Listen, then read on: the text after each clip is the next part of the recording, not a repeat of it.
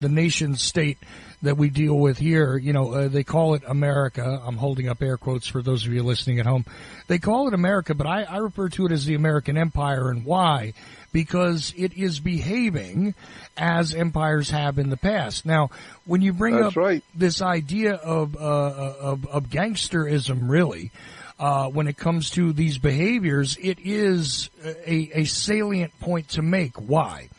Because even in the underworld, the alleged underworld, this is exactly the behavior that takes place. You consolidate your power. You don't necessarily murder all of the people that are conducting illegal business in a certain area. You turn them over and you make them part of the organization, or at least they're now working for you instead of working for themselves. This is the way it's done. And I also believe that Michael Parenti was very accurate, now not necessarily in everything he said, but when he coined the phrase the gangster state, and he was referring to the behavior of America, most notably through the assassination squads and death squads and interfering with other people's lands and the way they did it and installing dictators in different places and things like that. That's what he was referring to. I think it's extremely fair to recognize that we do have a gangster state of sorts. Now, on some levels, they used to say that about different presidents, like Bush Senior. Mm-hmm. He said that he was going to rid crime, take a crime off the streets of America.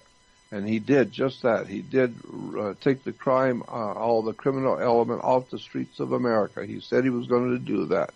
And he did. He brought them all into the White House and gave them a job to work for him. Well, the Bush crime family's model effectively was to do that. And he did take away some of the criminals off the streets, and that would be the criminals that didn't work for him. So that's how he chose them. And it seems to be, again, the model, like you said, and like we talked about with the empires. Here's the thing. You notice when Jordan said that the Roman Empire would go through and adapt these different places. You keep your religion. Hey, you can even keep the guy who's in charge. It doesn't matter. You notice Jordan didn't say, well, you just have to have, a very moral code and get rid of these things that are, no. There's no consideration on that. As a matter of fact, so long as their taxes are paid.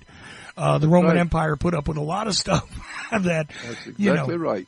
As long as you pay your taxes and you come in here, and when we call you, you come in here and you're respectful, and you get on your knees and you show us that you accept us as your masters, that we will bring you in and let you do business, and we will see to it that you are protected and your business is protected and your country gets big grants and big contracts from us, and you are our friends. Like Al Capone used to say, any man who wants to be my friend, I want to be his friend. And if you want to be my enemy, you're going to find out who I really am. You want to be my enemy? Try it, and see how I will react to that. You want to be friends? Good, I'll be your friend. You want to be my enemy? I'll deal with you. Mm-hmm. And so, this is why I say that the way that America is being run today is a criminal element. It's a whole criminal element going on for power. And it was said many years ago by this German philosopher, can't remember his name right now, but he said when fascism raises its head in your country, it can be quickly brought under control and eradicated. If the government itself is honest and decent, it can do what it needs to do to protect itself from the fascist element. When the government begins to see that the criminal element is taking over, the government at that particular moment can move to get rid of that criminal element if it's honest and decent, and it sees what's going on. It can get rid of its enemy and keep it clean and above board. But if it does not do anything to stop the growth of the fascist movement, one day the fascism will be so overwhelming the government has no possible way of extricating itself out of the situation. The government will not be able to stand up against the criminal element, period. It will not happen. And it said, in that particular German philosopher said, and it will never, ever, if it ever takes hold, fascism ever takes hold in a major government, it will never, ever give up its position of power. It will never give it up.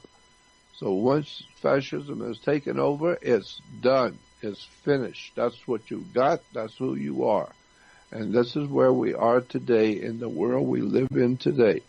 The most powerful government on the face of the earth is the Roman Empire today, which is the U.S., Washington, D.C., and it is purely a criminal, fascist, bloody, criminal element on the earth today. And this is why today I believe there's going to be practically impossible to ever clean the human race up again. I think it's pretty much impossible to hope for a better future when the people who are in power today are mentally deranged criminals.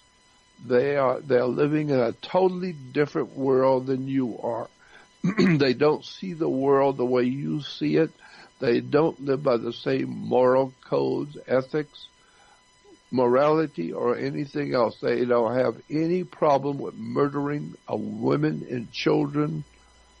You know, it was just, it's just a horrible situation that we are now, as Americans, in. We are in a mess that we cannot get ourselves out of. The problem is very simply stated. When you see big-time criminality, who do you go to? You go to the law, and you go to the police. You go to the law enforcement to enforce the law and show them the criminality that's going on, and they come in with the power of government and clean up the criminality. Put the criminals in jail and make sure everybody knows. You don't do that in this country. It don't work. And so you live by the law. But if, in point of fact, it's the law that is corrupt, and the lawyers are corrupt, and the whole system of judges is corrupt, the entire system itself is corrupt, who are you going to go to clean that up? You're going to go to the courts. The courts are the corruption. You're gonna take it to the police. The police are corrupted. So if you want to turn to the government to show them the corruption so that they can do something about it, you're going to find out the government itself is promoting the corruption. They are the criminals. And this is why all the criminality works so well, is because the government goes along with it. The government's making money off of it. This is why I think it has been my idea and my thought since back in 88 and 89 when I was giving the lectures on this subject of why we have so much criminality. I believe, is my personal opinion, I believe the United States federal government needs criminality. They need the criminals on the street. They need the violence. They require it. They need it. It's a part of their system to have murderers on the streets. It's part of their system of government to have rapists and murderers out on the streets. That's why you go to prison. You learn how to become a really deadly criminal, and they put you back out on the street. And why do governments need to have criminals on the streets? It's because criminals keep the people frightened. They keep the country frightened. And they keep showing you television shows on television, documentaries on History Channel and all the Discovery Channel. They show you what it's like in prisons. They show you what it's like to be in a gangs and how the gangs live in prisons, and horrible raping and killing and all the violence that goes on in prisons and mafia movies, underworld movies, all the incredible crime that the humans are capable of. They're telling you, here's what you're going to get if you don't go along with us. If you don't do what we tell you to do, we will find you guilty of something, and don't worry about it. We've got plenty of lawyers, and we'll find you guilty of something, and we will throw you into prison, and God help you when you go into prison. Because if you're just a regular, ordinary, working class person on the outside, you have no idea in the world what is waiting for you in a federal and state prisons. So that's why we need the criminality. We need people to be frightened, and then we need them to be frightened in their homes. So that keeps them quiet, that keeps them docile, and so when we have criminals that come out and come into a restaurant and kill 14 people, they get a $25 fine, and they get to go to court, and you never hear about them again. And then they're out on the street the next time, and when you get somebody who's killed 10 people, you find out, well, yeah, but he was arrested 20 years ago for killing 15 people back then, and here he is killing 10 more today. Well, where's he going? Yeah, he's probably just going to get a fine or a ticket and pay a couple $100 fine, or get 2 weeks in a county jail, and then he's out on the street again. But if you don't pay your taxes, or if you don't do something you're supposed to do, you'll go to prison, and God help you when you do. It's a dirty, filthy operation. This is why lawyers are referred to as criminal lawyers. The American Criminal Lawyer Association, criminal lawyers. It's called the American criminal justice system. I've often wondered about that. Why do they call the justice system in America a criminal justice system? You think about that. American criminal justice? Yes, because the justice is administered by the criminals. And that's why there's so much paying people off, bribery, corruption, sexual bribery, all kinds of blackmailing going on in governments and in courts. Why do you play? How do you play tennis on a court? You play tennis on a court. You play basketball on a court. It's a game. It's called the game of life. Right. You have to know how to play this game, and you have to know what this game is really all about. It's about the control of you.